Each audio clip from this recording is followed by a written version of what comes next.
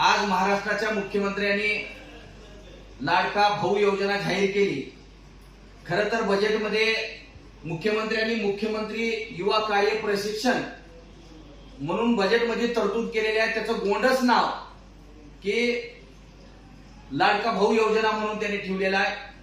खरं तर लाडकी बहीण आणि लाडका भाऊ ही योजना नसून ही निवडणुकीचं पॅकेज म्हणून त्यांनी जाहीर केलेलं आहे। खरं तर या पॅकेज देण्यापेक्षा माझं मुख्यमंत्र्याला जाहीर आव्हान आहे की या महाराष्ट्रात चालू असलेले उद्योगधंदे बाहेर राज्यामध्ये जात आहेत, ते उद्योगधंदे महाराष्ट्रात ठेवून महाराष्ट्रातल्या युवकाला नोकरी मिळण्यासाठी काहीतरी बाइंडिंग कार्यक्रम करणं गरजेचं आहे। उगाच युवकाला निवडणुकीच्या पुढे पॅकेज द्यायचं आणि झुलवत ठेवायचं हा फक्त या योजनेचा भाग आहे।